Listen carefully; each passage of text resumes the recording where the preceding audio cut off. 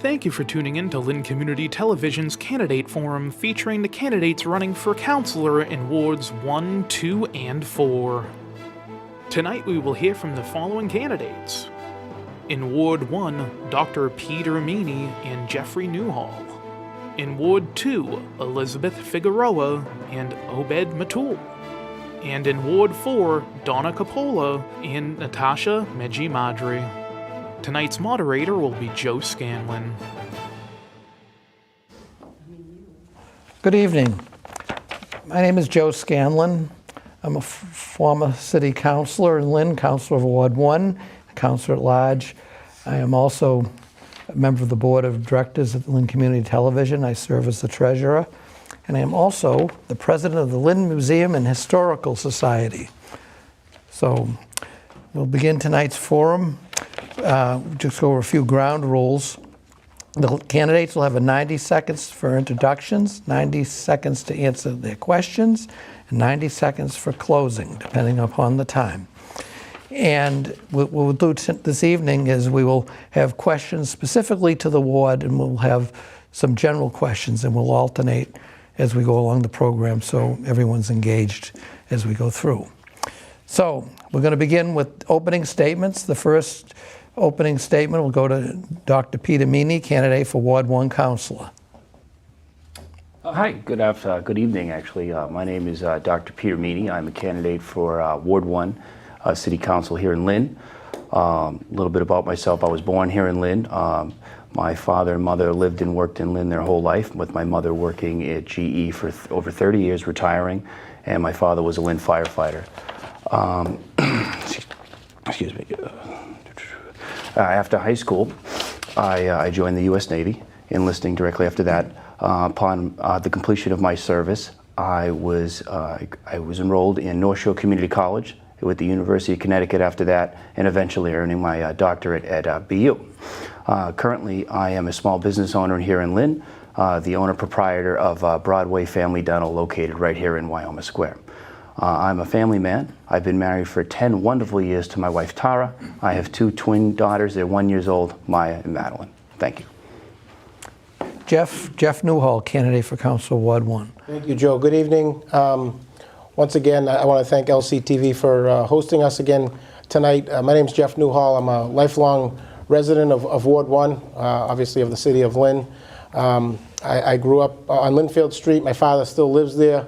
I moved about 2 blocks away from there with my wife, Christine, who's a Lynn Classical graduate. We have 3 not so young children anymore. Alex is 10, and Eva and Andrew are twins that are 8. So it's one thing that Peter and I do have in common. We have twins, which is really a joyful thing. I would just like to commend the 6 people that are up here. I know we're running for 3 different seats.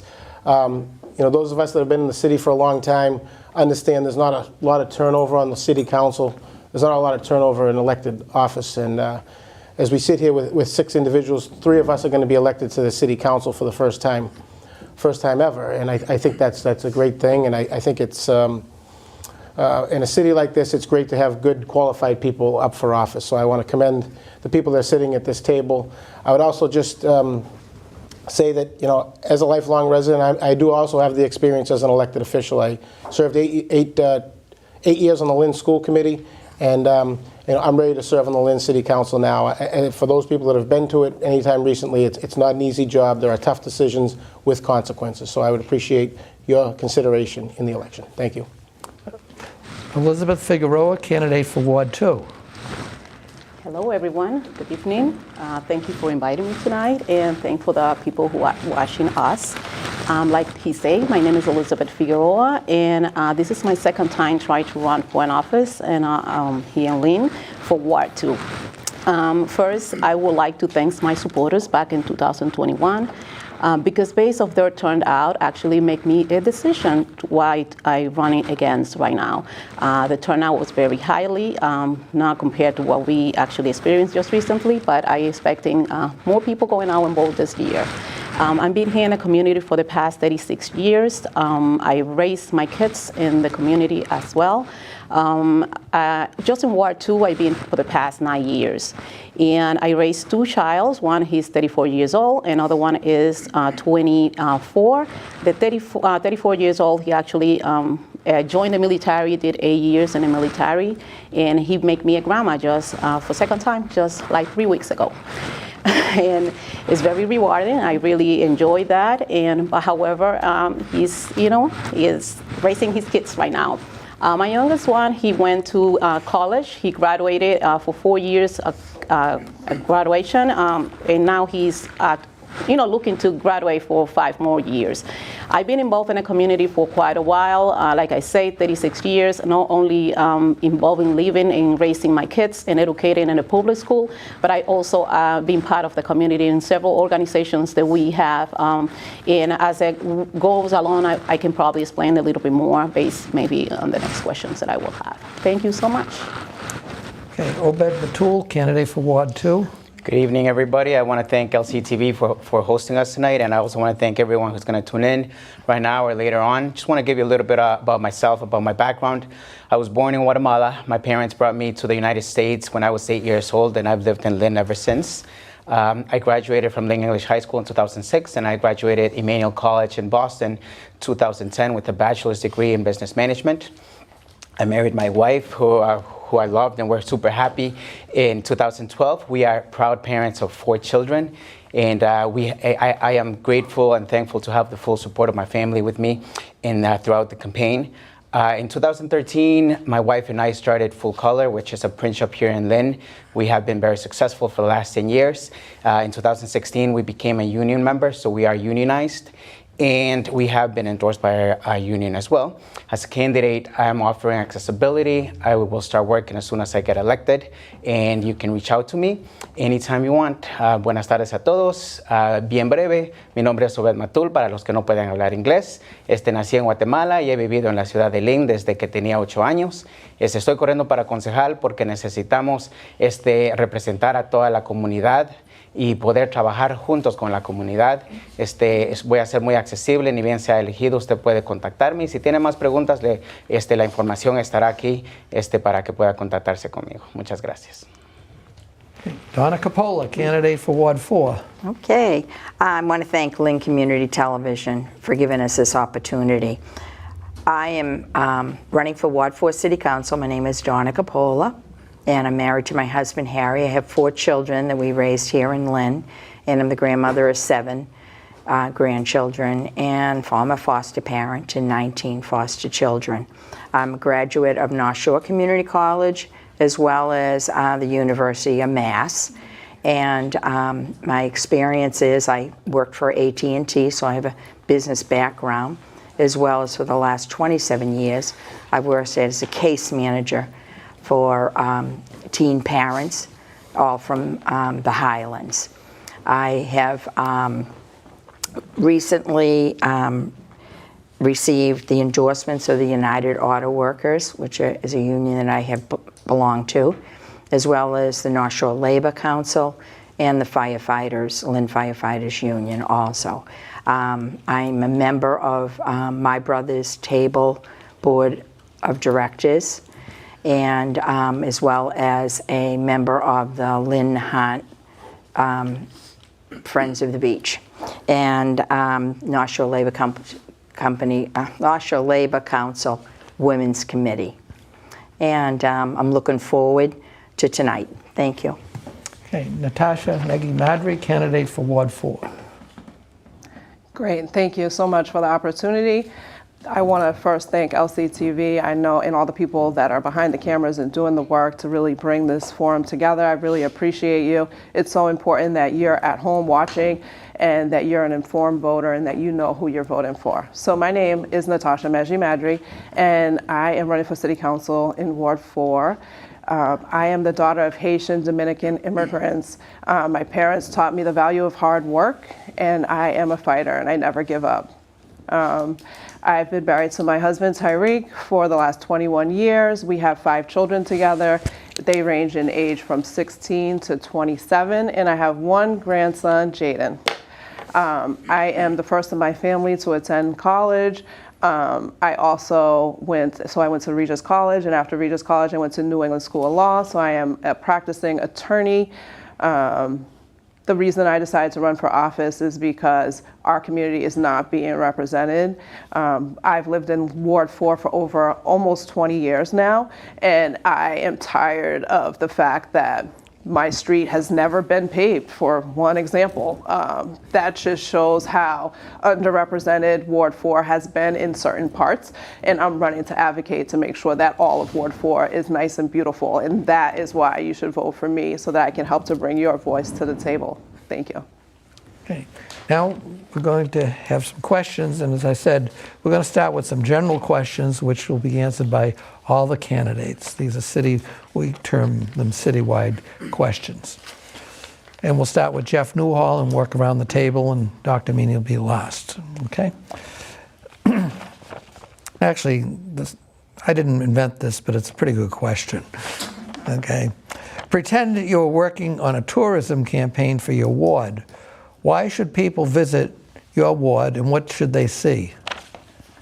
I think for Dr. Meaney and I, this is kind of a softball, so to speak. I think we have great assets in Ward 1. I said it in our last 2 forums. Sometimes we get locked in on some of the issues and the problems that we have, and we don't talk enough about the assets that we have. In our ward specifically, things that people would need to see would be our Lynn Woods, Gannon Golf Course, Sluice and Flax Pond, Wyoming Little League, Shoemaker School, Pickering Middle School, right or wrong,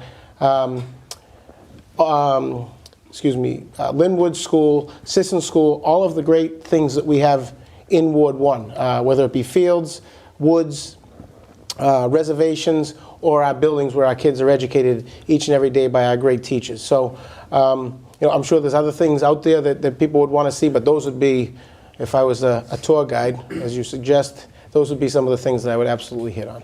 Okay. Next, Elizabeth, the same question. I can repeat it if you'd like.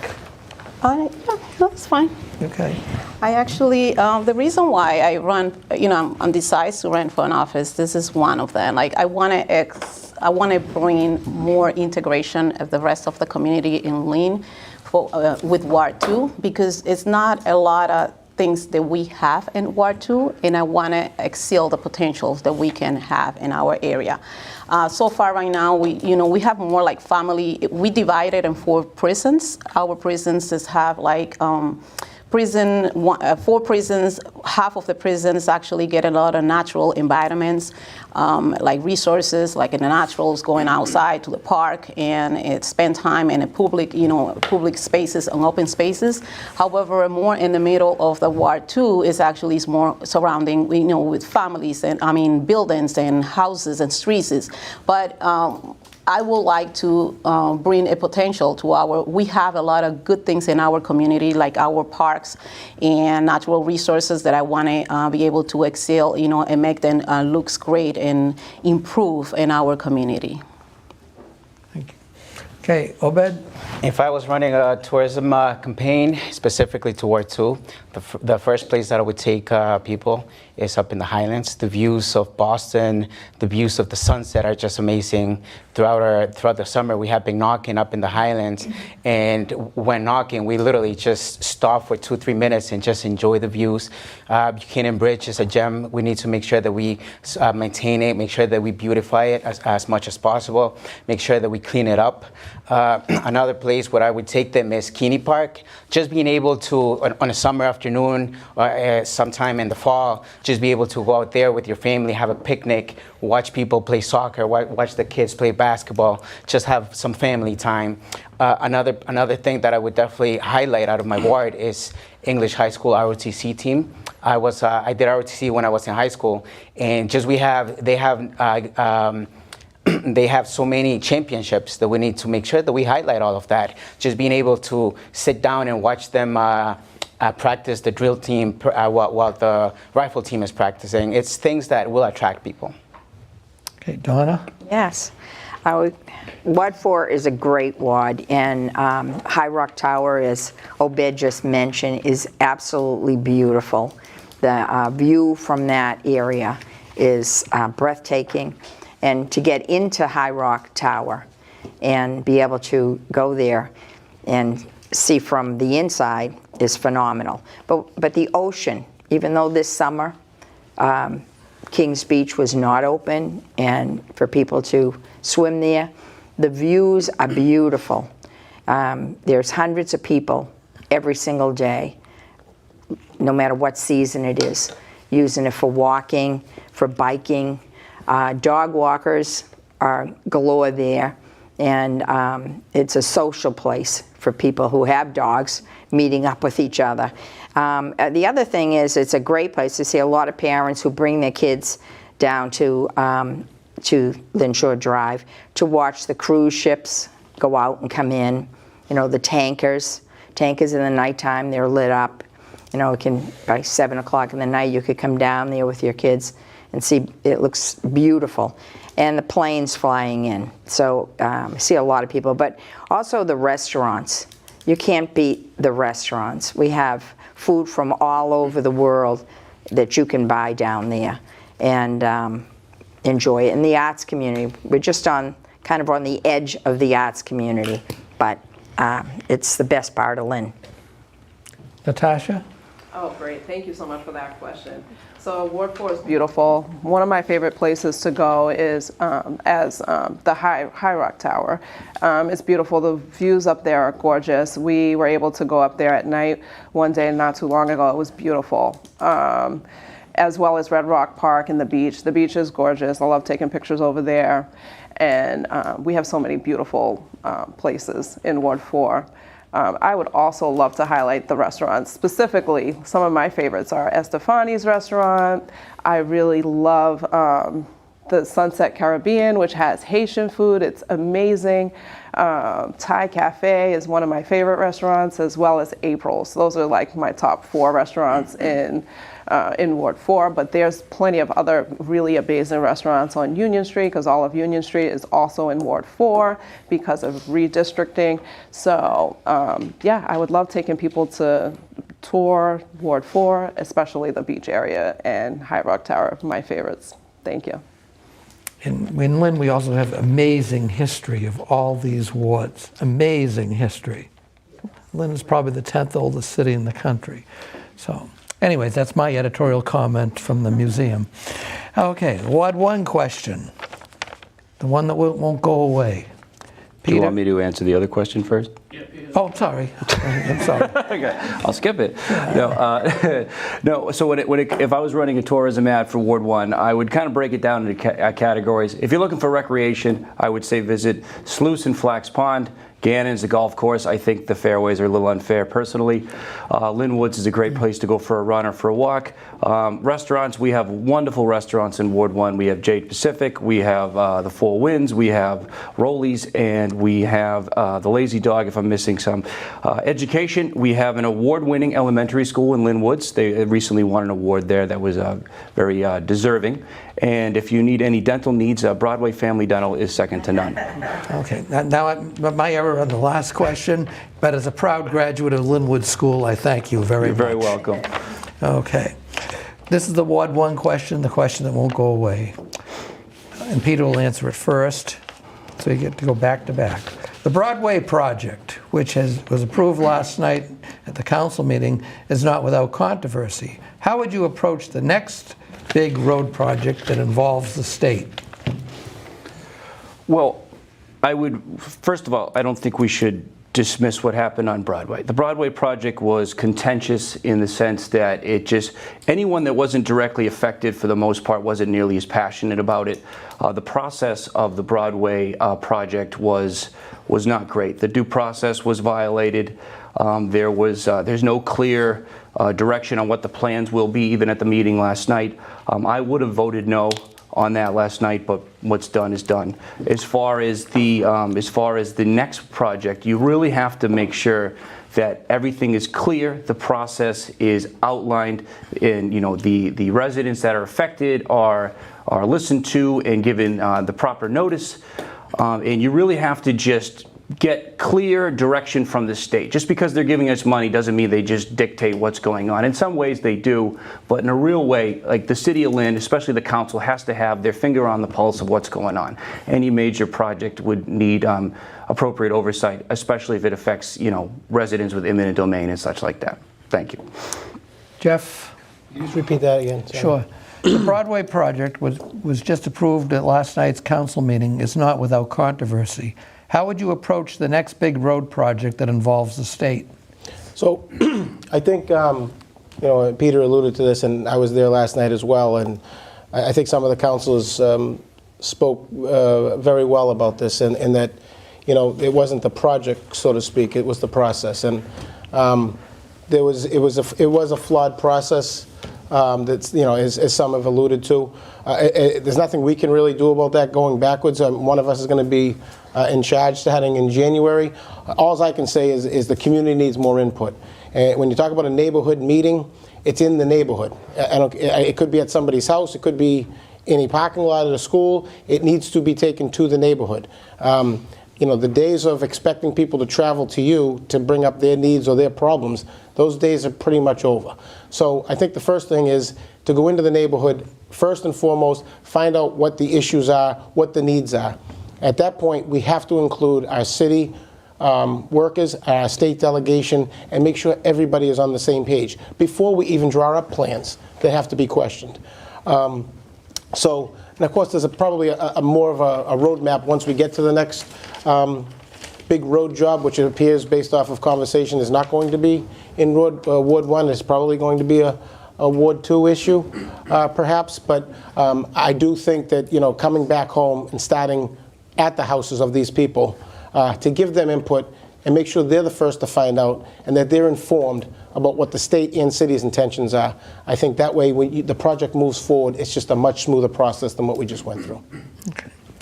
The next question is going to be for everyone, and I'll try not to forget Dr. Meaney at the end, but Jeff will answer it first, so you get to go back to back. But it's a question for everybody. Let's talk about street furniture, the unwanted kind, sofas, damp from the rain, broken tables, and other material left uncollected after it's dumped somewhere. Do you have a plan to reduce the illegal dumping and collect what has already been dumped? Jeff, you can.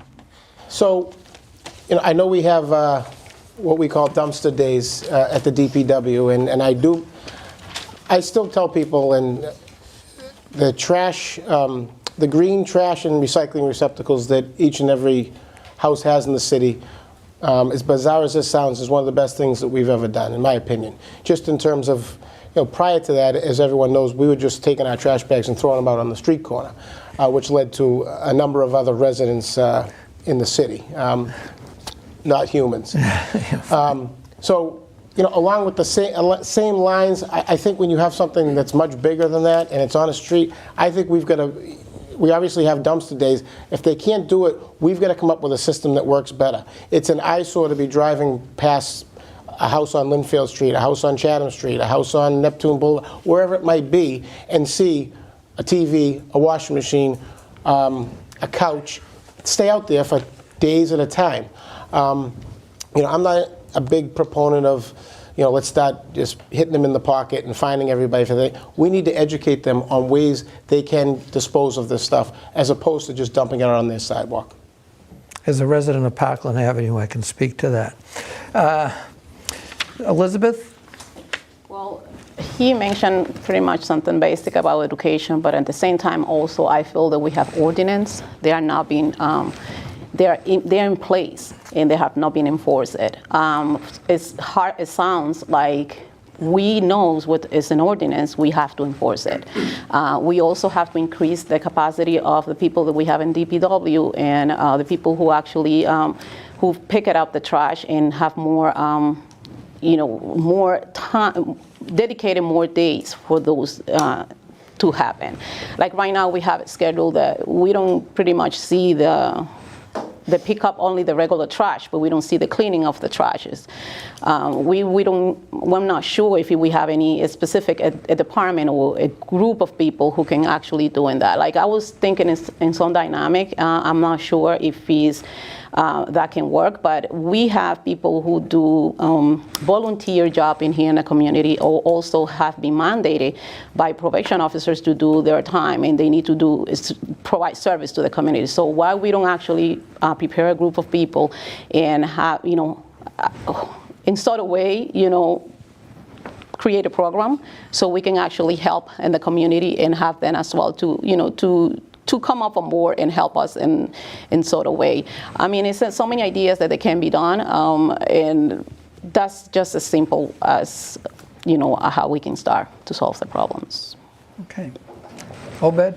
So I think the city needs to start enforcing its ordinances. We need to start finding out who are the people who are dumping furniture, because it's not just furniture. There's mattresses. There's so many different things that are being dumped, and a lot of times it's not the homeowner who's dumping it. It's people who come from a different street, different community, and a lot of times too, the problem is just the accessibility of being able to dump these things. Not everybody owns a big truck. So they need to pay to have that furniture, to dispose of that furniture, but they also may need to rent a truck to bring it to the DPW. So one of the things I would like to propose, if elected, is being able to have a group who would reach out to, that you can reach out to if you cannot bring your furniture to the DPW, to how can we help them, instead of having them bring it to DPW. Maybe DPW can pick it up. Maybe we can do the dumpster days more often, but just instead of having people bringing it to the DPW, having DPW pick it up. Because like I said, a lot of times people don't want, number one, they don't want to pay for the fee, and number two, they don't want to pay for the rental of the truck. So I think together we can get it done. Donna? Okay. Definitely we need more dumpster days, but we actually need better communication. People that put it out, they have no idea what they're supposed to do with it. So we need to really educate the residents on how they would have somebody come and pick it up, or how they would do a dumpster day. But it's a serious eyesore, and so I kind of agree that we do have to enforce the ordinances. I think there's no other way. If people you start enforcing the ordinances, and somebody has to pay a fine for it, that word will get around to others in that neighborhood that you can't put that stuff out. And for people who really can't afford it, some of the elderly or some of the families in need, I think there should be something for them where they wouldn't have to pay a fee. And but I do also agree that I think we need the DPW to have come out and get things, rather than asking people to cart it to a dumpster day. Okay. Natasha? Thank you for the question. So the furniture is being dumped on the roads in front of people's houses, and all that needs to be addressed.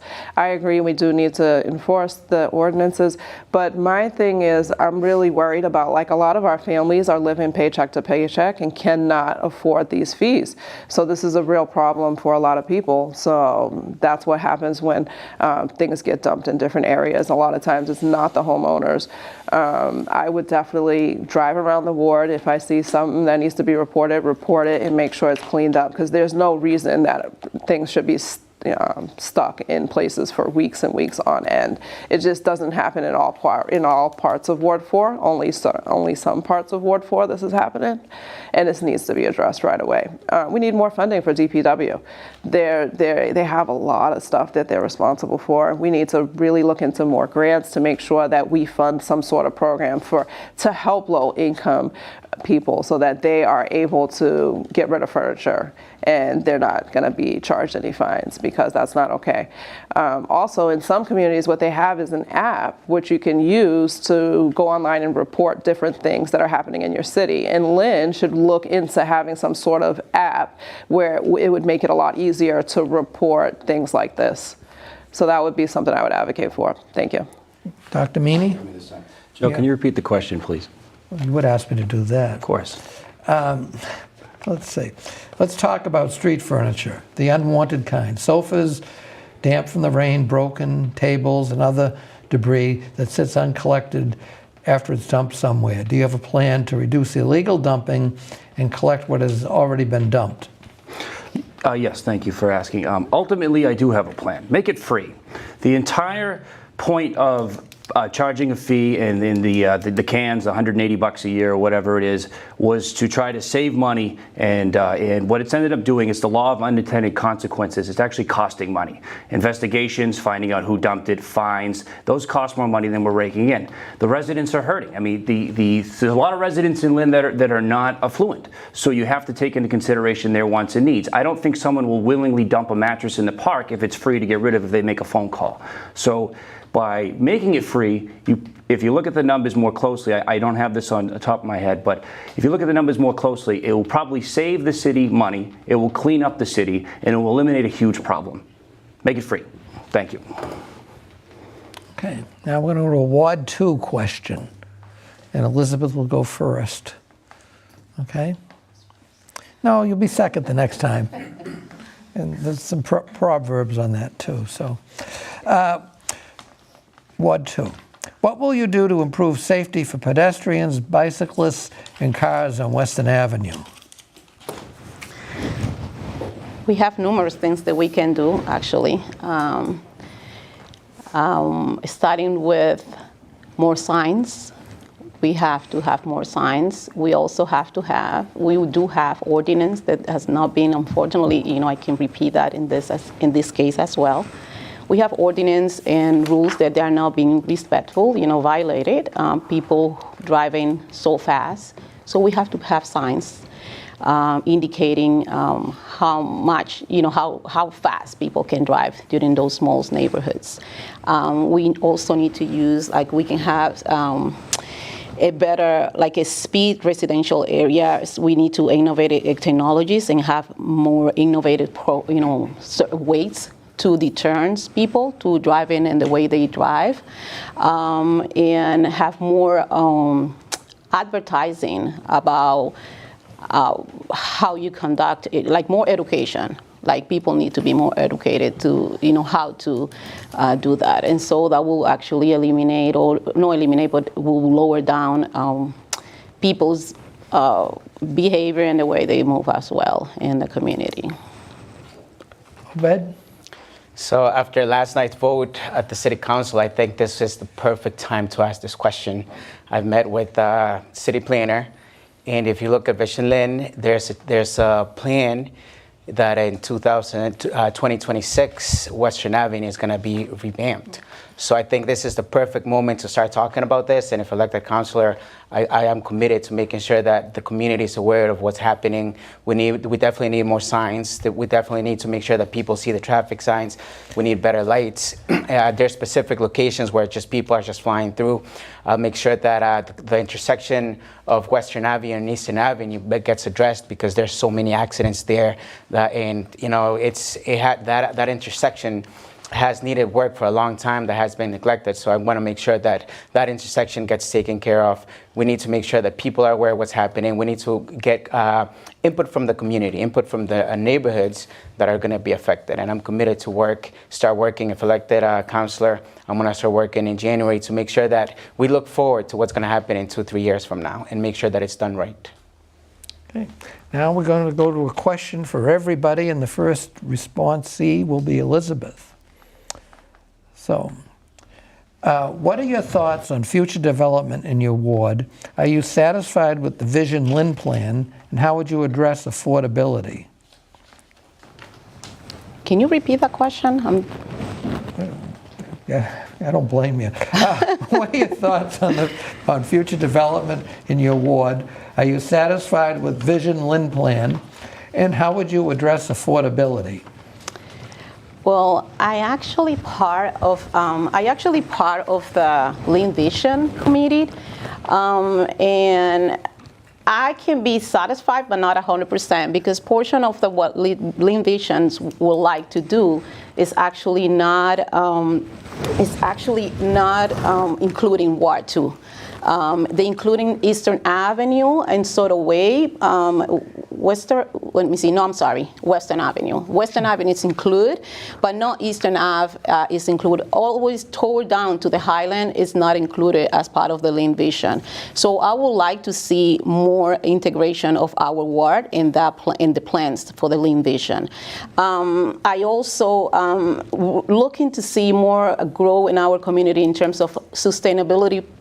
Things that we can do, like in the green, we have to have more lights, we can have programs also for communicated in our ward. I mean, you talk about only infrastructure. I mean, the questions talk about only infrastructure, but it's another things that we can do to grow our community without harming the population or displacing people in the community. Like for instance, one of the things that I feel that we should have our support for more small businesses and also support for people who have single house, because that's the majority of the population that we have in our ward. I would like to integrate the green, I mean, in terms of like having more solar, improving our parks, improving our sidewalks, improving our infrastructures area, and so forth. So I guess I'm getting a sign, so I need to stop. Well, that's the first step of being a good politician. So, Obed. So, Ward 2 is very unique in the sense that we are mostly residential. We don't really have a lot of commercial space. And as a councilor, I'm going to push for more commercial development. We need to attract smaller businesses going into our ward. We need to make sure that we get more revenue, more tax revenue from our commercial base instead of going after a residential base. I'm definitely going to push for. We have a lot of buildings that are not being used. So instead of bringing more outside development, we need to develop. We need to improve the buildings that we have and put businesses in there. We need to work with open spaces such as parks. We need to develop them. It's awesome that Vision Lynn took into consideration of revamping Western Avenue and Essex Street. So we need to make sure, like I said, that those developments that are going to happen are bringing in more businesses. Okay. Donna? Yes. I think Ward 4 probably has the biggest piece in the Vision Lynn for different reasons. It's a concern over the beach area, protecting the beach area, as well as concern for Broad and Lewis Street, which is coming up and going to be worked on.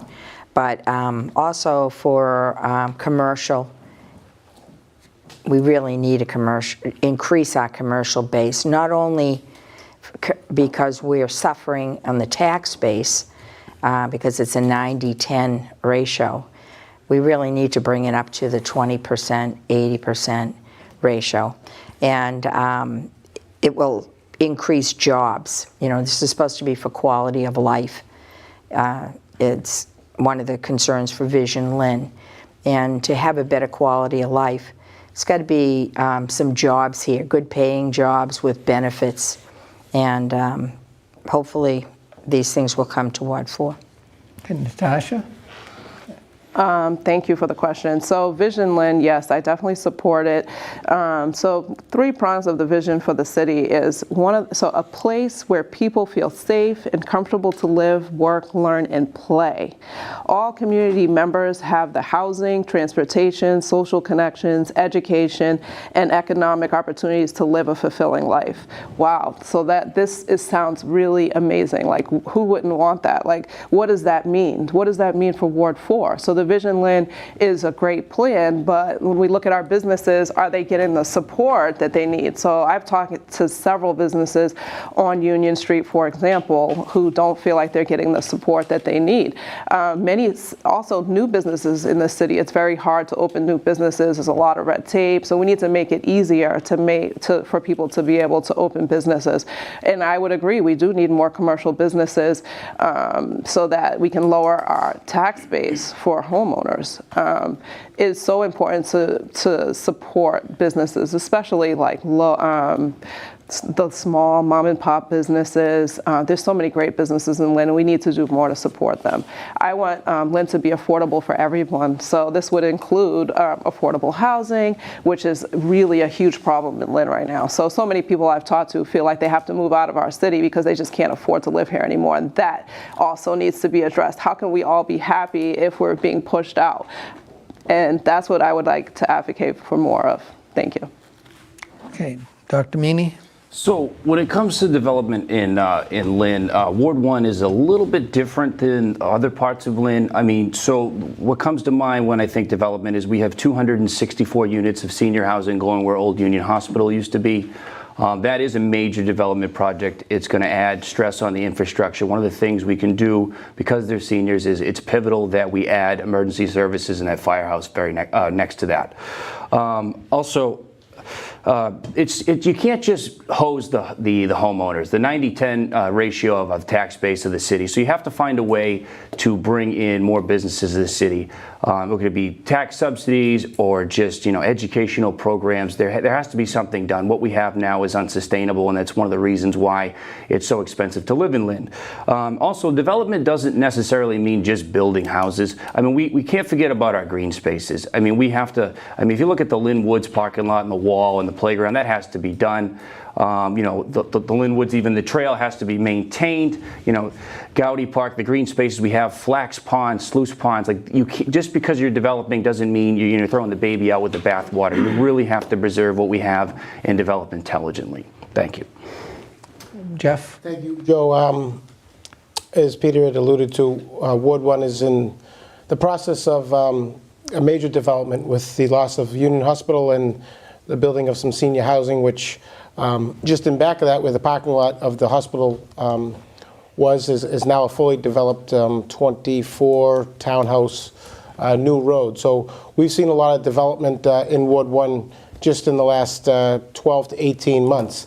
But referencing Vision Lynn, I would first say that the previous question talked about community involvement and maybe the lack of it in one of our most recent projects. This project, Vision Lynn, had public input from more than 1,000 community members through survey, interviews, and community events. So I think right off the bat, that's a good sign. We all have great ideas, but hearing from that amount of residents of the city of Lynn, I think gives us a really good idea of what we believe as a community is needed, because we can certainly sit there and be leaders on the city council, but we need to know what our constituents think so that we're all on the same page to move the city forward. In terms of building business in the city, and we're city councils, even though we would be representing a ward, we've got to do a little bit better at the things that are these vision statements that Natasha had alluded to: safety, housing, transportation access, economic opportunity, taking care of shared spaces, natural resources, and taking care of each other. If we can do that, the city will be more attractive and there'll be more businesses in the city. It's as easy as that. Okay. Almost got the bell, but you're all right. Almost. Okay, Ward 4. First, Donna will lead off on Ward 4. How will you work with all parties involved to move forward with beach cleanup efforts? Okay.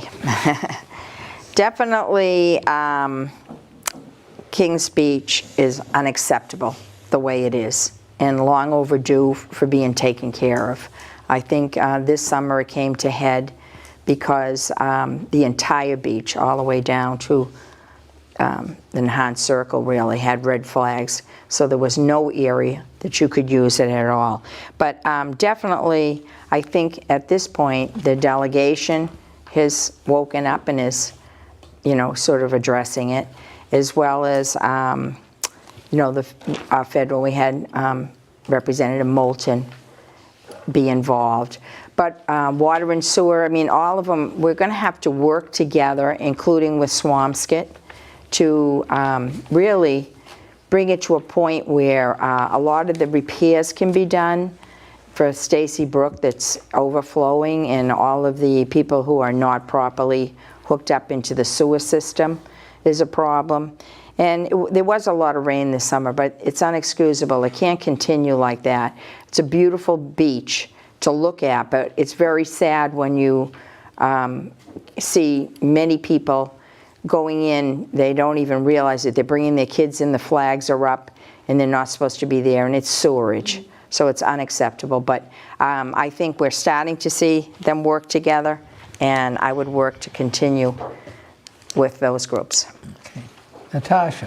Thank you. So thank you for the question. There are many reasons for the problems that are plaguing our beach, including illegal sewage hookups, the combined sewage overflow system that discharges polluted water into the ocean during periods of heavy rain, and the aging, deteriorating pipes.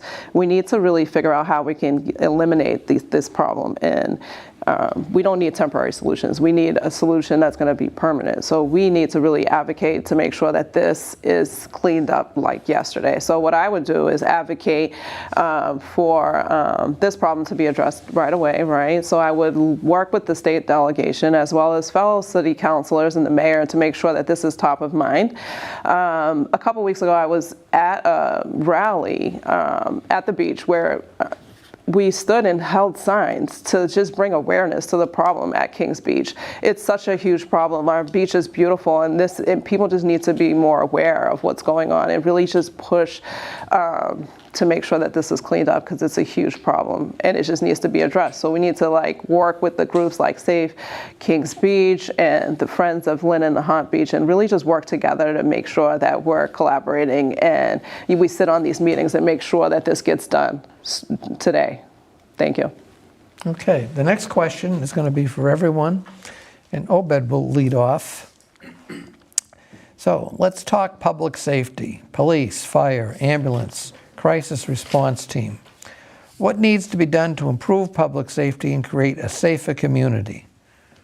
So public safety is one of my priorities. If elected councilor, I will definitely commit to making sure that people feel safe at their homes. I've been saying it since the beginning of my campaign. We need more firefighters. We need more ambulances in the city. We need more police officers. The city's population is growing. We're building more senior housing. We're bringing in more families, which is amazing, which is great. The city of Lynn welcomes everybody. But we need to make sure that as our population grows, we also need to grow our public safety departments. I've met with the fire chief and police chief.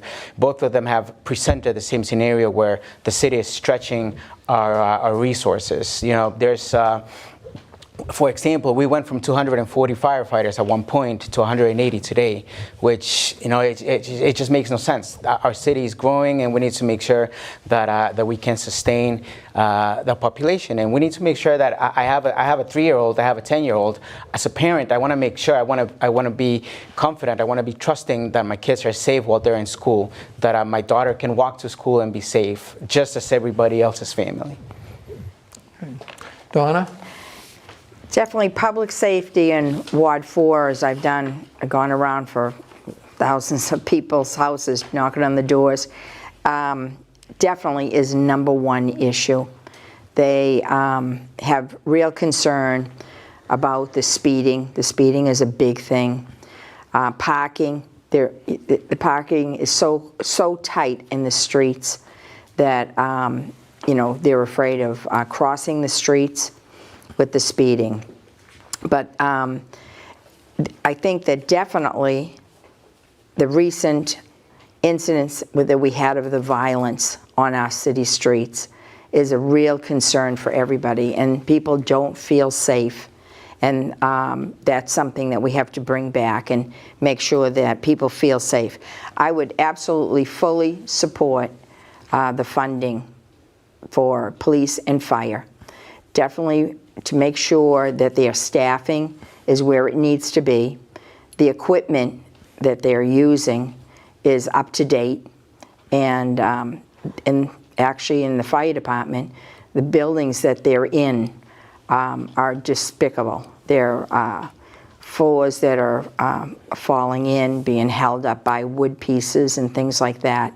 There was supposed to have a lot of work done before COVID, and money was there, and the money is not there any longer. So that's concerning. And make sure that they get the training that they need to be up to date on training. Ward 4 up in the Highlands has had a lot of First one. Oh my gosh, I'm so sorry. Thank you so much for the question. So violence, safety is a big, huge concern for me. As a mom, I'm worried. I'm worried about the violence. What we really need to do, I believe the answer is to pour more resources into our community. We need to get to the source of the problem. What is really going on? Is it poverty? What is really happening to our community? Why? We have to look and see, let's look at the youth and how come there's not anything for our youth to do besides sports.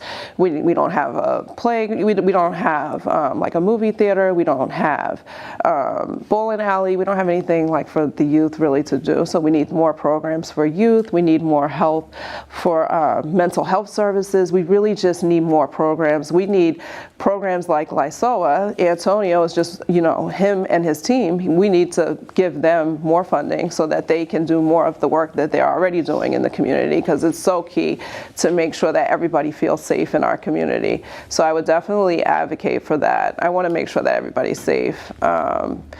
And really for me, it's just figuring out where our community is hurting, right? And just really just try to address those issues and putting more money into that, making sure that our youth get what they need. Are the schools in good condition? Do students have an environment that they can learn in? Are they maybe their parents shouldn't have to work 3 jobs and they could be home. And this could be an answer for some of the problem. Thank you. Okay, Peter. Yes, to address the violence, first and foremost, there's been an uptick in violence in Lynn, and I absolutely think that's unacceptable. Something has to be done. During the campaign, I actually had the opportunity to host a forum with the community about the violence, and a couple of things that the residents and myself have come up with is more community involvement. It takes a village. You can't just depend on the government to do every waking thing for everybody. They can't solve every problem. They can't be everywhere at once. We don't have the money. We don't have the resources. So one of the things we could propose is potentially bringing back a neighborhood watch program. It takes a village kind of thing to raise everybody, so let's have the villagers look after each other. And I'm not saying put everyone on there by themselves. I'm not saying eliminate the police, nothing like that. But what I am saying is have the community more involved with what's going on. Poverty and safety are closely correlated. I mean, I don't think anyone chooses to do violent crime unless it's out of a need of desperation. With that being said, let's give the kids something to do, like Natasha alluded to. Let's give the kids something to do rather than sports. How about a jobs program? Keeps them out of trouble, puts a couple bucks in their pocket. Really not the worst idea. We can do things in the school. Recently, the city council did a protective sweeps program. I still want to see some of the finer details on that, but I think preliminarily that's a good idea. We need oversight with that. And then just, the YMCA. And then also it starts at home. We have to have the families in the community getting together. Thank you. Jeff. Thank you, Joe. I'd just like to start off by saying I think there's been some great points made here, but our Lynn Police and Fire Departments, I think, do an outstanding job with, in most cases, limited resources and limited manpower. The recent violence, of which there were rallies and a number of other things, community events that we've all been to, and I would commend the police. I think they took an aggressive approach. They got what they perceived to be the people they needed to get off the street, and knock on wood, it's been a lot better recently. And I think a lot of that has to do with community involvement, as well as working with the police. So I do think there's some great ideas here at the table, but I wanted to first and foremost commend our public safety officials. Secondly, Obed had said stretching resources. In terms of Ward 1, it's never been stretched more than it is right now. We do have a new senior housing project going up on Linfield Street. Our closest fire department to that project is around 2.5 miles away. And it really puts a strain on them because they have a long way to travel to get to an emergency, and in some cases that's just way too much time. On the police side of it, we usually have one route car in our ward. for a variety of reasons. And we have a number of issues specifically around speeding. And I've talked to a number of people, Millard Ave, Euclid Ave, Chestnut Street, Maple Street, Jenner Street, Range Ave, Linfield, Broadway, especially at night, high rates of speed that needs to stop. So one way for us to do this is to fully fund our public safety, our police and our fire departments, who are doing a great job right now. Thank you. The second one. Yes? Me and Donna are tied. 1-1. Okay. So now we're going to have a Ward 1 question, since Peter went I'm sorry. I'm losing my spot. Well, it's kind of redundant, what my colleagues in here just said. We have, I'm thinking about going back and integration that neighborhood watch. It should come back to the community. We have to feel comfortable to our neighbors also oversee, whatever you see, you report, and when, you be more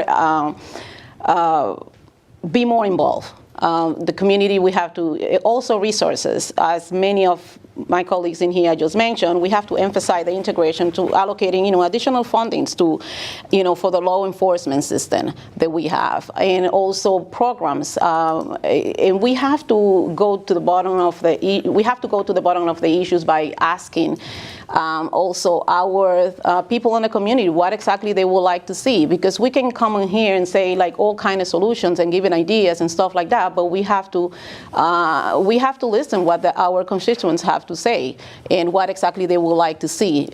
In mental health and substance abuse is actually a big key of many things going on in the street right now, and it's something that is a monster that a lot of people do not talk about it. And part of my platforms, I mentioned that since right from the beginning. Mental health and substance abuse, we have to support more programs, and we have to collaborate each other in, intersect in all the organizations that we have here in the community. I apologize. I didn't hear the beat. So now we'll go to Ward 1. Okay. Jeff, you'll go first this time. Let's talk about the current condition of Linfield Street and its ongoing construction. Do you have any ideas for working with the state and utilities to ensure it doesn't get this bad again? I do have an answer. Sari doesn't. So the condition of Linfield Street, I would say, the easy thing to blame this on is the recent construction. But I think all of us know. My father lives on Linfield Street. I live one block behind it. I drive up and down that street on a daily basis, and I have for 27 years. I wasn't driving before I was supposed to. And it was always okay, but I would say in the last 8 to 10 years, it's become a real issue. And I've talked to people specifically in that area from where Hayward used to be, where Michael's office is right now, down to Wyoming Square, where it seems to be the worst. And we have a lot of trucks coming into the city at night, and people have brought me in the house, showed me cracks in their foundations, from just the rattling of the houses because of the size of the trucks and the potholes. But I think, again, this is an opportunity for us to work with our residents and build a team. That's a unique roadway that goes from the Goodwin Circle to the Knights of Columbus, is a state highway, and from the Knights of Columbus to Flossie's Pizza, for lack of a better landmark, is essentially, it's not essentially, it is a city street. So there's no question, this is another opportunity for us to work with City Department, State Department of Transportation, our state delegation, Representatives Wong and Cahill, to make Linfield Street, which is arguably the busiest street in the city, something that we can drive on without ruining our car or ruining the houses on the street. Thank you. Okay. Peter? Can you repeat the question one more time, please, Joe? Sure. Let's talk about the current condition of Linfield Street and its ongoing construction. Do you have any ideas for working with the state and utilities to ensure this doesn't get this bad again? Simply put, in order to ensure that Linfield Street doesn't go to its current position, we shouldn't let the infrastructure crumble the way it has. We shouldn't neglect it. With the increase in population, there's been increased strains on the road. I know they're doing major construction on it right now, but you should have some kind of communication with the state, maybe a regularly scheduled maintenance program. I'm sure that some of the state officials would be up for that. The residents certainly would be up for that. I mean, so with the increased development going there, the strain on the roads will be even worse. I mean, let's say we get a bad winter, the plows are going to do a number on it. So, I mean, having a regularly scheduled maintenance program and with oversight, maybe a community board of people that live on Linfield Street, these are all preliminary ideas I have. Thank you. Okay. Okay, we're going to go an all question for everyone. And Donna will lead off. Okay? And I hope I won't lose my place again. What is something new that you have learned since you began campaigning that has been a motivator for you or shifted your perspective?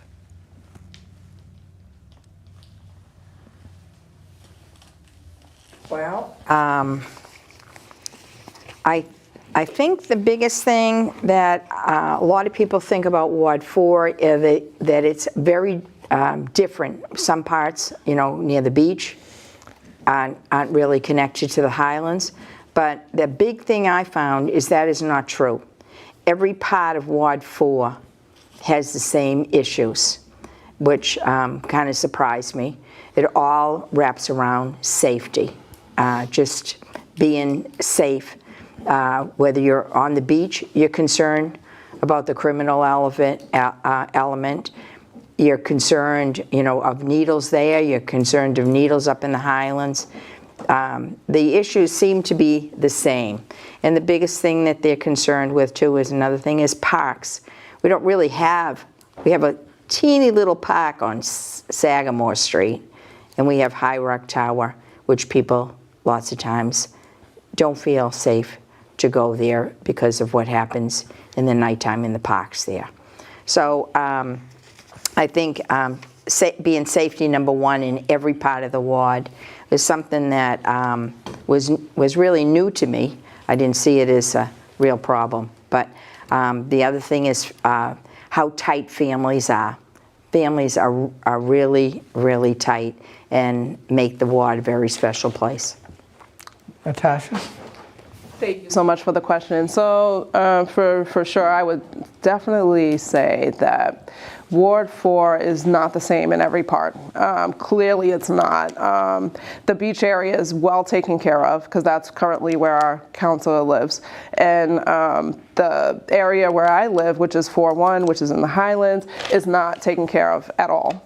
So it's completely, like I said, I've been on that street. I've been in Ward 4 for 20 years, and my street has never been paved, the bottom part of Beacon Hill Ave, and that's not okay. So, but when you walk around in the beach area, that street is beautiful over there, so it's well taken care of. So it's definitely not the same.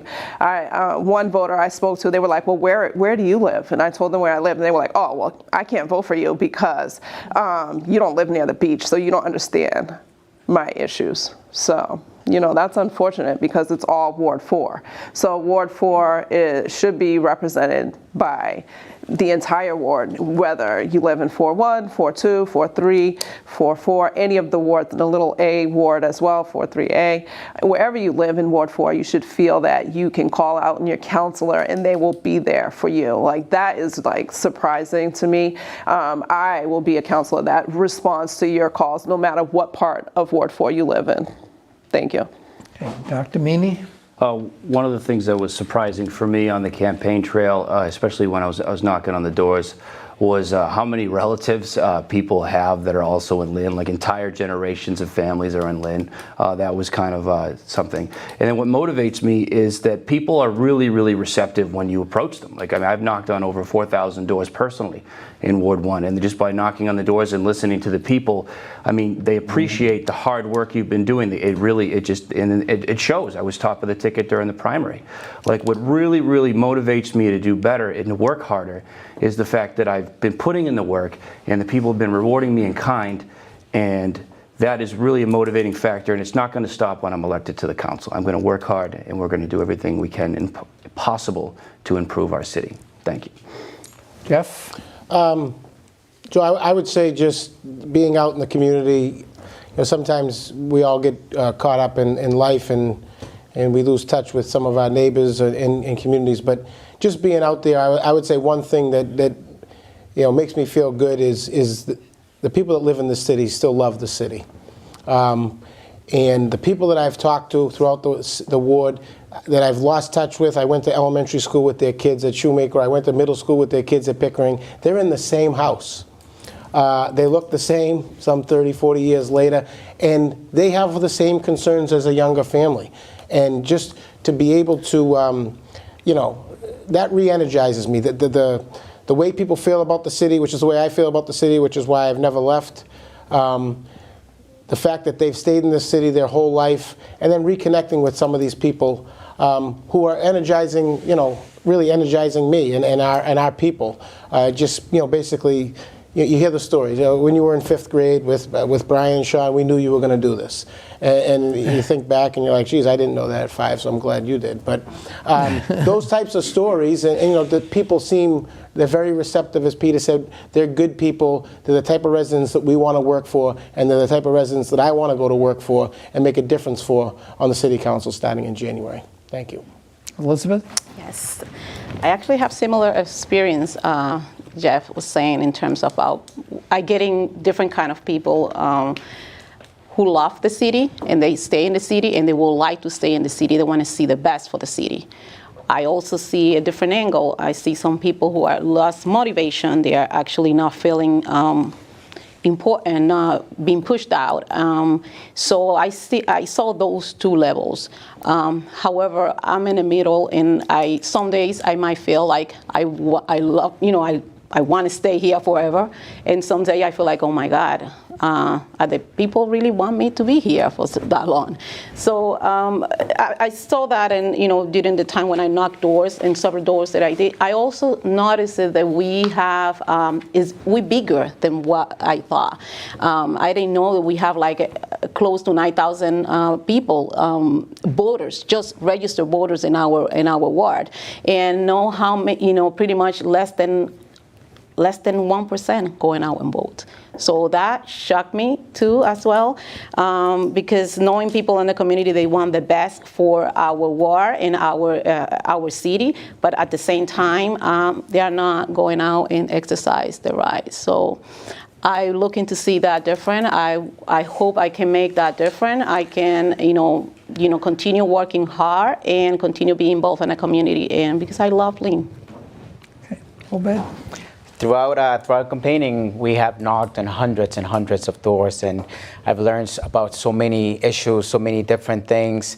I've met with different communities, but the one thing that I have learned is that I can get things done. I've learned to juggle running a business with employees, running my family, working with my family, having the support of my family, being able to work with my church, be able to work at my community, still be able to support all the other candidates, go to their events, go to different community events. So I've learned that if I can do it now, I can do it even better as a counselor.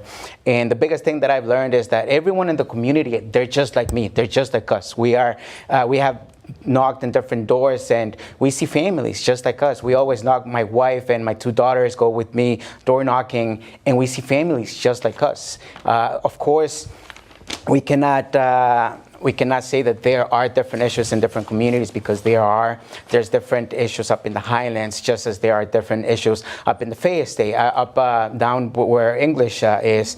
But at the end of the day, I've learned that I can get things done. Okay. This is going to be a question for everybody. And Obed, we're going to lead with... Ward 2 question? Ward 2 question, I'm sorry. I was reading down the next one. Next time, tell Seth to double space these. Ward 2. The ward is accustomed to regular newsletters and meetings. Will you continue them, and will you have additional community building ideas? In other words, the ward is accustomed to regular newsletters and meetings. Will you continue them, and do you have any priorities? Being able to stay connected and keep everyone informed. If elected councilor, I'm going to start working right away. I'm going to continue doing the monthly newsletters. I'm going to do the general ward meetings, but at the same time, I'm going to do different community meetings. Like I was talking to someone earlier when I was knocking earlier. You know, we need to make sure that we know each community's needs. We need to make sure that we know what what needs to be improved up in the Highlands, what needs to be improved around the Western Avenue area, what needs to be improved up in the Fay Estate. But so I think accessibility is key. So I'm going to continue doing all of that, and people can reach me, contact me as soon as I get elected, and making sure that everyone is informed, and transparency is a big thing. Okay, Elizabeth? Well, actually, that's a unique, I can say that it's a unique need in our ward.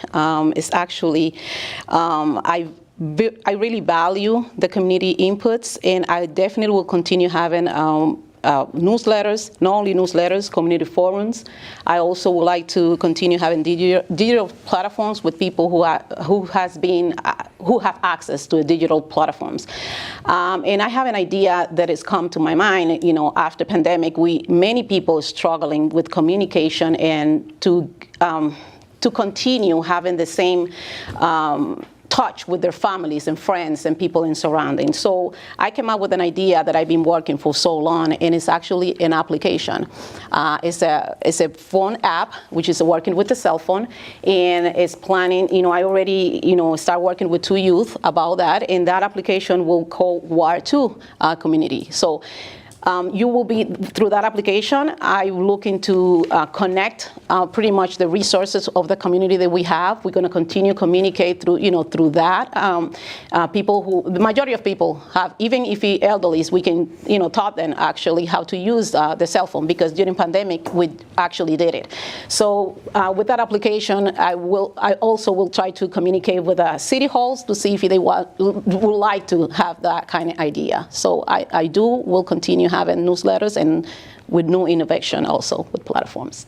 No, Dean. And for the elderly person asking the questions, we want them double spaced. Yeah. Okay. Ward 4. Natasha, you'll go first. All question for 11. Oh, I'm sorry. I keep screwing up. Yeah.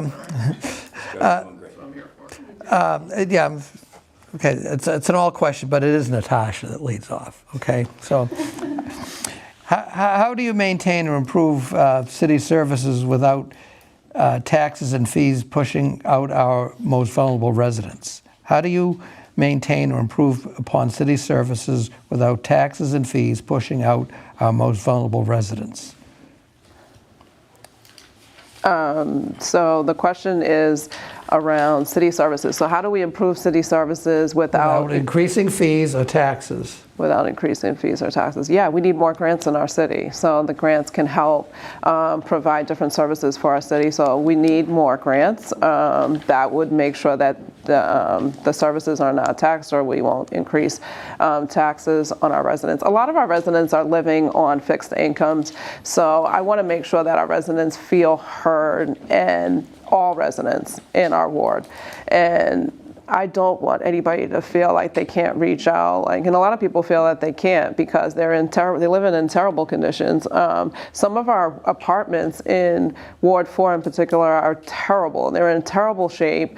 When I've walked through them, like, they smell like urine. They're just walking in the doors. It's just the carpet is so old and it looks like it hasn't been replaced. And when I've talked to people, they're just afraid to speak out because there's nowhere for them to go. And I don't want anybody to feel that way. I don't want anybody to feel like there's nowhere they can go and no one they can reach out to, and they should not feel that way. But the housing problem in our city is huge. And I want to make sure that there's a lot of nonprofits in Lynn. What we need to do is invest in community mapping so that it's easier to navigate these sources, right? So there's resources, but people don't know how to access them. So we need to make sure that that's available and more accessible to everybody, especially our seniors and anybody in need. So that's what I would advocate for. And again, like I said, we need to work on having that app so that you can be able to request services. Thank you. Peter? So how do we improve the city, the infrastructure, without raising taxes? Isn't that the $10 million question, no pun? So first thing Councilor Natasha alluded to would be state grants. The second thing I would, just off the top of my head, would be outside the box solutions that give good return on investment. For example, instead of just, why don't you regulate and enforce where the trucks go? So the trucks, having them on side streets really do a number on having them cut through, Waze apps, everything like that. Regulate or limit where the heavy trucking can go. That will decrease stress on the infrastructure. Not to say, when you say you increase taxes, I mean, the taxes are, with inflation and everything else, they're going to go up. It's just nothing that the city can do about it. Taxes, when has your tax bill ever gone down? Anyone that owns a home in the city of Lynn knows that. So it's not so much without raising taxes at all, it's without soaking the homeowners. So one of the things you could do is increase businesses here, have grants, do outside the box solutions. That's about all I have. Thank you. Yeah. Okay, I only ask the questions, I don't make them up, because, Jeff? So, yeah, this is not the easiest question to come up with an answer on the fly. But, the easy way out is, there is significant grant money for education, for police, and for fire. And I think we do a great job at that now, but I'm sure it can always be better, just like anything we all do. Increasing our commercial real estate tax base so that our city services are actually increased without taking the money out of our residents' pockets would be significant. And I think this city, we have great partnerships within our city with city organizations, Boys and Girls Club, the Lynn YMCA, Girls Inc., I'll forget someone, so I'll just stop at that. Continue to build those relationships with city partners to increase activities and services that we can offer. Specifically, I think Natasha or Donna alluded to this earlier, for our kids. We need more programs, and Peter mentioned this, that aren't just sports, okay? And partnering with these people may cut down at some point, now, 5 years, 10 years, with what we actually need for city services. So again, just in summary, grants, increasing commercial tax base, and working on and increasing the great partnerships we have right now with city agencies and North Shore agencies. Thank you. Elizabeth? Yes, he actually mentioned. I stole your answer? Yeah, some of that. Not some of that. Pretty much more like grants, federal grants, not only state grants. We need to bring sustainable, more infrastructures that we can have here and rehabilitate, like vacant buildings, houses, and which is also funding for people who are at risk to foreclosures and housing programs. That will help also to minimize, the burden with the taxes increases. We need to manage, it's like he also mentioned about small businesses, local businesses. I think they need to feel a little bit, not the local businesses, but the businesses themselves, they need to feel more burden than actually the residents in here. I will prioritize and collaborate with the councilors and legislations, and also as community members as well. So we can reopen fully the train station. That's another thing that we need to have also, so that can enhance the community and access. It will bring a lot of access. Also, it will lack the managing of the property tax burden that we actually have right now, and innovating. We have to have sustainable programs, sustainable money and sustainable programs. Okay. Obed? So I believe that we need to focus more on the disparity between housing and businesses. With most of our tax base coming from residential taxes, it shows the city that it's unsustainable without attracting more businesses. So we need to, like I said earlier, we definitely need to bring in more businesses into the city. And of course, like everyone else said, work with the state delegation to apply for grants. And just, if elected, I'll always remind everybody that we got to read the fine print. Always read the fine print, yes. Okay, Donna. Okay. Definitely we need to work more on writing grants, state and federal grants. There's a lot of money there, and that would help. And maybe there's ideas there if somebody takes the time to read those grants, get some ideas of new services that can work for helping our kids, helping our residents here. But also keeping out of the financial situation that we were in not too long ago and have just paid our way out of.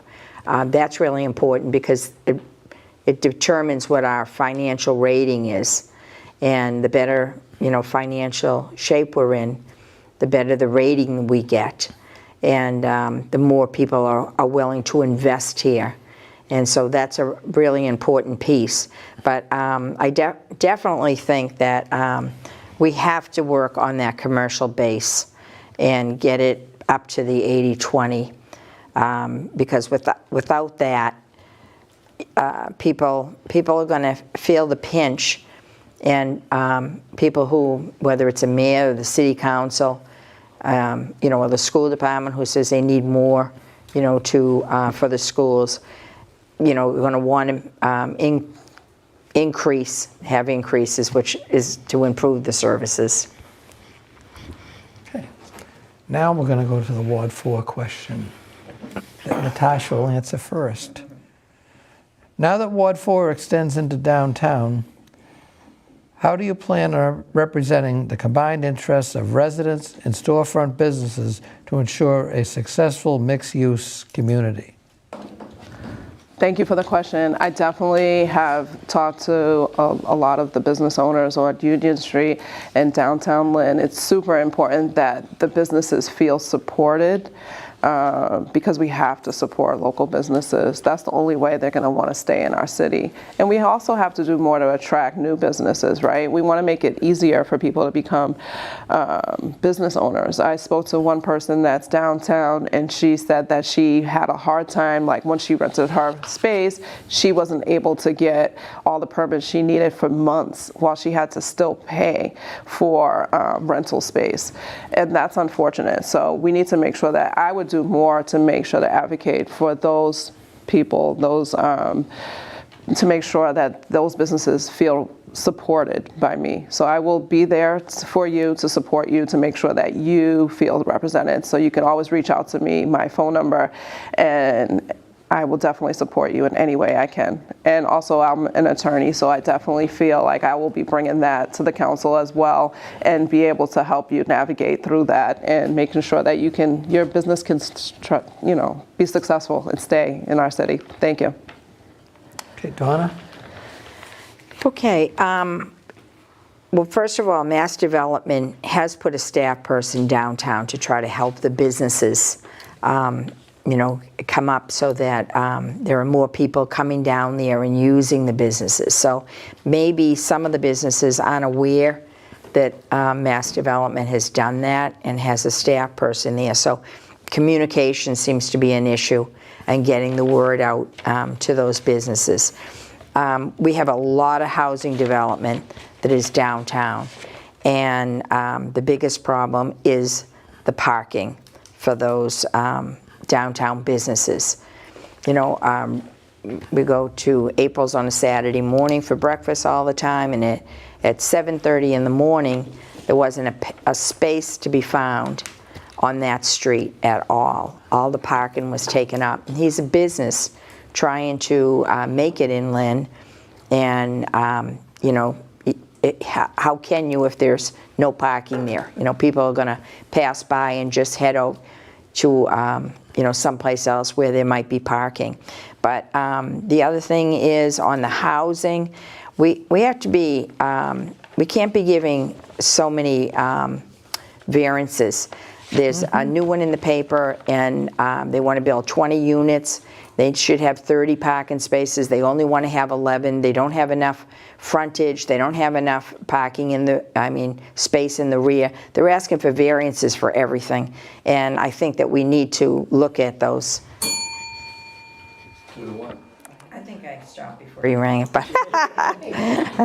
The variance issue was at the forefront when I was on the city council 40 years ago. It hasn't changed. Okay, this is going to be one for everybody, and just because it's 13 questions, Peter will answer first, but it's to do with the MBTA. It's everyone will answer. The MBTA serves every ward in one way or another. How will you, as a city councilor, go about advocating for residents' public transportation needs? So, So yeah, the MBTA or just mass transit in general is vital for a litany of reasons, just economic development, growth, congestion, etc. So just advocating for the MBTA is a huge priority of mine. It's not so much a Ward 1 issue, but just because you're on the council for Ward 1 doesn't mean you don't represent the rest of the city also. So I mean, I believe it was today where they had the temporary platform opened up, or at least expedited. It's going to be opened up in the near future here. And then just the mayor has done a pretty good job as far as advocating for the MBTA to expanding. I know the project is taking a little longer than expected, but I mean, you have to have mass transit in a city of this size. It just for practical reasons, and just being an advocate for it. I mean, we have a huge advocate on for the MBTA of the city as a former Mayor Megie. So yes, just to reiterate, mass transit is very important for the city of Lynn, and I will continue to advocate for it. Thank you. Jeff? You know, the use of the MBTA is critical to urban cities, specifically in the city of Lynn. You know, there's not many that can say they have access to a bus, a train, and a ferry, all in one city. And for a number of reasons. It's not just working families, it could be students. I grew up across the street from the MBTA bus stop, and that's how I got to Wyoming Square to get to Pickering. Way back when it was actually like a cool thing to go to the mall on a Saturday afternoon, that was like a night out. That's how we got there. You take the bus from Linfield Street to Central Square, then the Central Square bus through Peabody to the Liberty Square Mall, I think it was called at the time. Maybe it still is.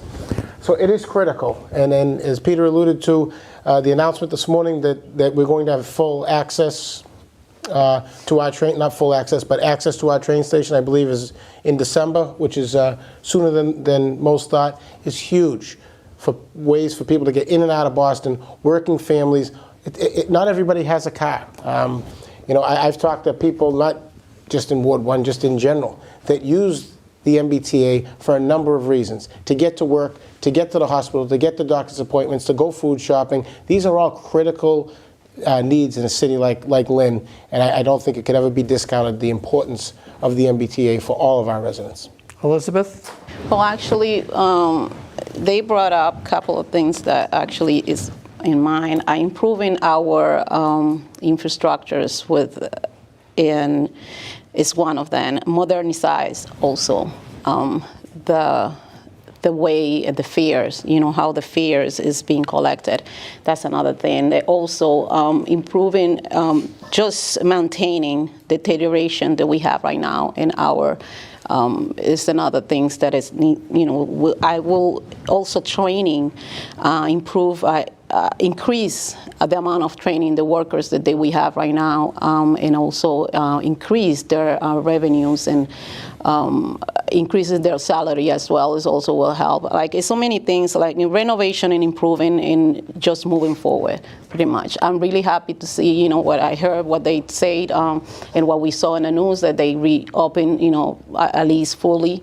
But we like to see something, you know, we like to see more. And pretty much I'm definitely supporting if they come on board and just to follow up with the things that I just mentioned.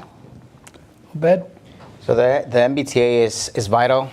Like Peter said, it's economic development. One of the things that we need to understand is that Lynn is a key city, if not the key city to the North Shore. The MBTA is going to be essential in 2-3 years, specifically to Ward 2, when Vision Lynn kicks in on Western Avenue and Essex Street. Both streets are going to be jammed with traffic. So we need to make sure that the MBTA is on top of things, making sure that all the routes are taken care of. I'm grateful. This morning I had the chance to be at the announcement that the temporary station is going to open in December, which is great. But still, you know, that's not a permanent solution. That's a temporary solution. We still have the station that's going to take, 6-7 years for it to be done.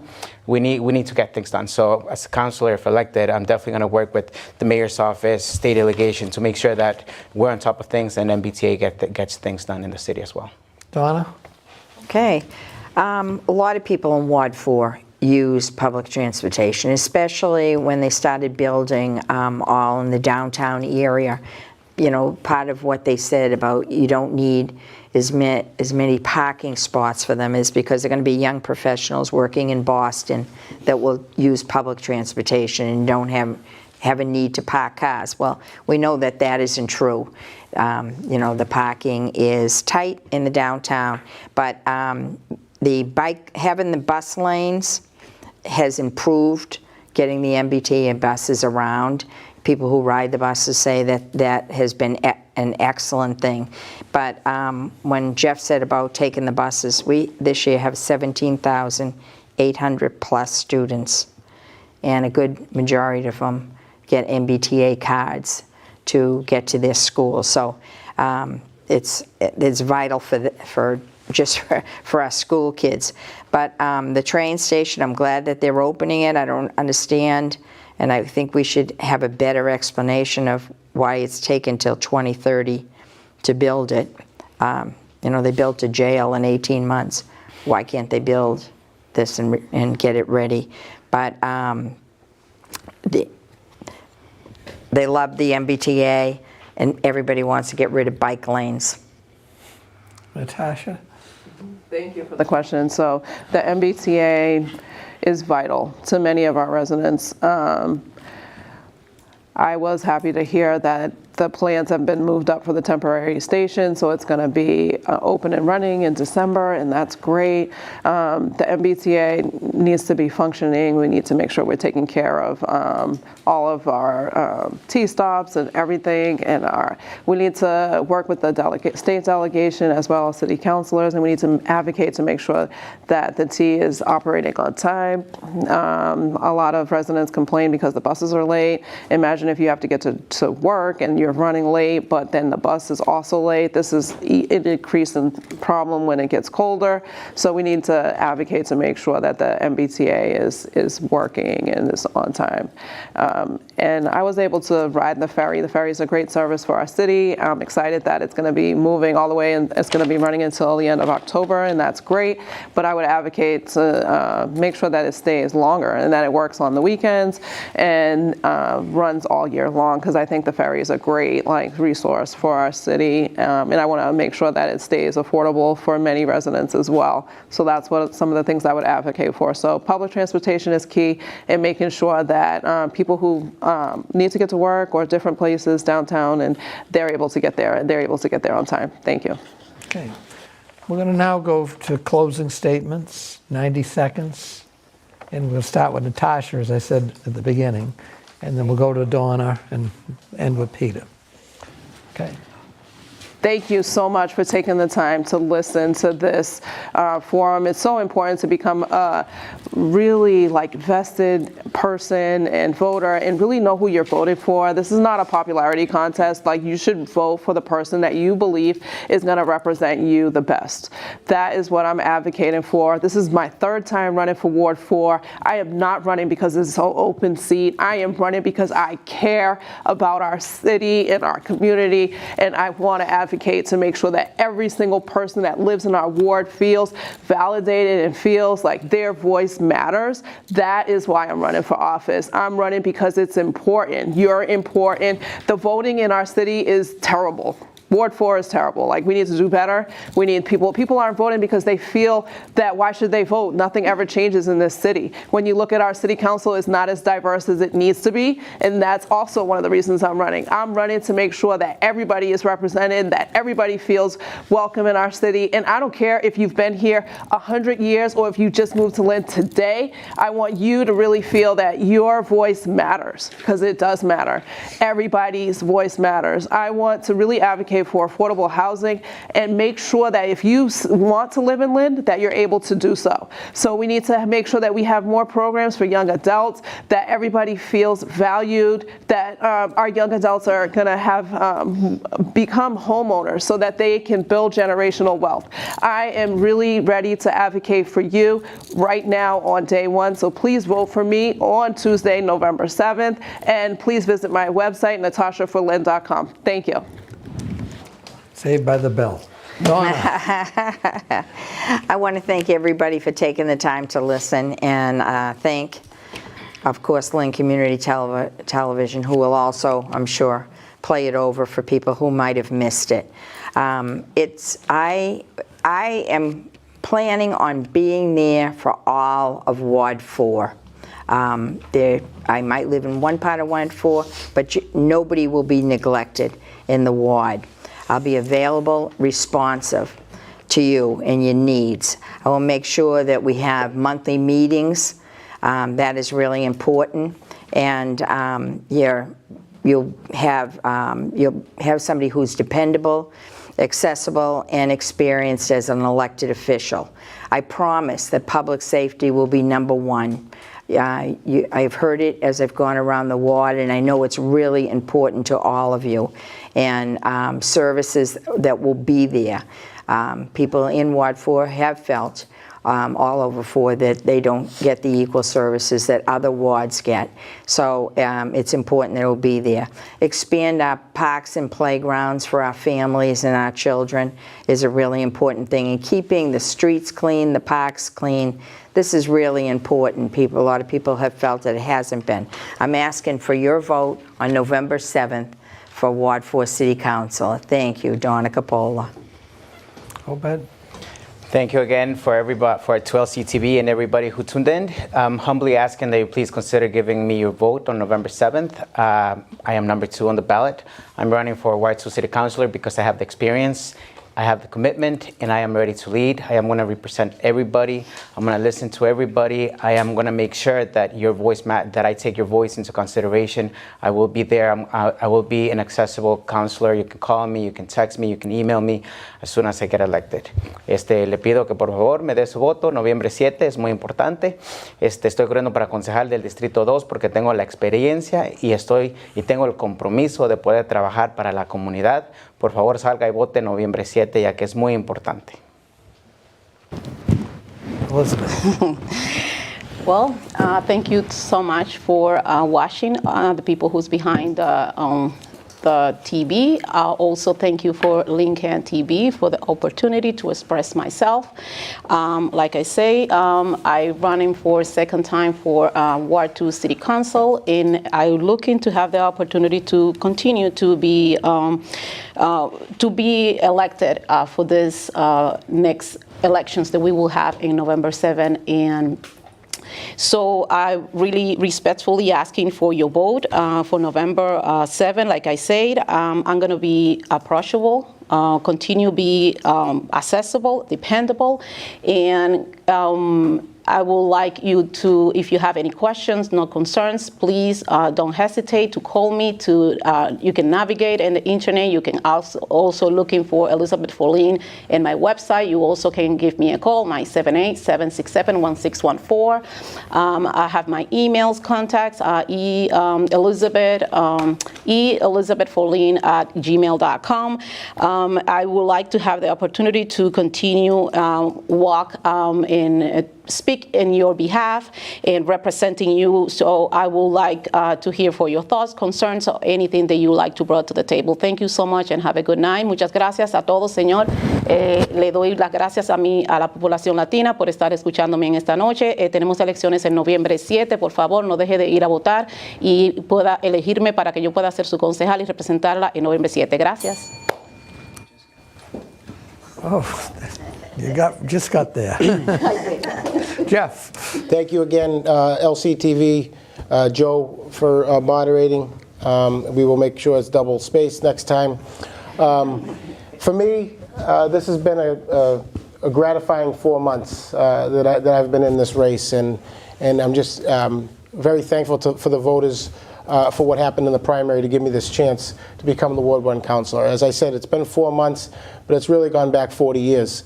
The first time I was on a campaign in Ward 1 was when I was 8 years old, and Amy DiVigilia was in my class at Shoemaker, and her father was running for mayor, and I became involved in the politics back then, city politics. It's moved on to Ed Callen ran for city council shortly after that, and I've really had a passion for giving back to the city and being part of the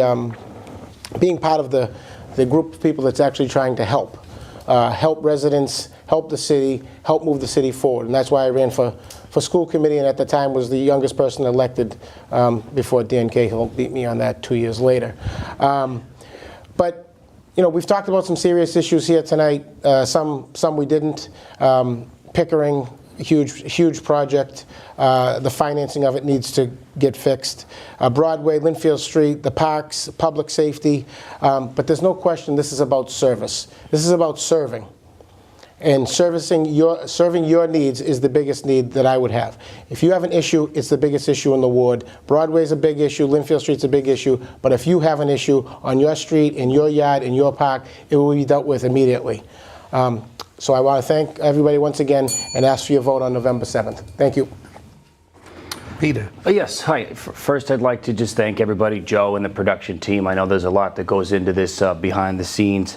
You know, I'm running for Ward 1 because I'm committed to Ward. I'm committed to this city, both personally and financially. My business is here.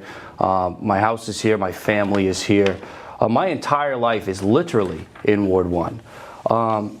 It's been a long journey. I was the first to announce. I have been campaigning for over a year. I have personally knocked on over 4,500 doors. I have no political experience. I am just a community member who cares about this area and wants to improve it. So I've been listening to you. Some of the concerns that you guys had when talking to you is, hey, Pete, you got a business, you got a family. Like, how are you going to do this? I've taken a proactive approach. I've literally cut down my hours. I am now working part-time. I've been proactive. I am 100% committed to this job. I don't need this job. I want this job. I care about the community. I have the intelligence, passion, and the drive to get results for Ward 1. My work ethic is second to none. My resume speaks for itself. Where others see obstacles and conflict, I see opportunity. My name is Dr. Peter Meaney, and I am asking for your vote November 7th. Thank you. Okay. And we want to thank everyone for watching and for the candidates for participating. As we all know, this is not easy. It's probably the hardest work you'll ever do in your life, knocking on doors, getting chased by dogs, having people yell at you and give them their opinion on what you should do. But politics is important, and ward councilors, when you think about it, with all the government there is, federal, state, local, the closest person to most of the residents in the city of Lynn is their ward councilor. You're the person they will know. So it's a big decision. These are open seats. So I encourage everyone to vote. It's very, very important. Thank you, and have a good night.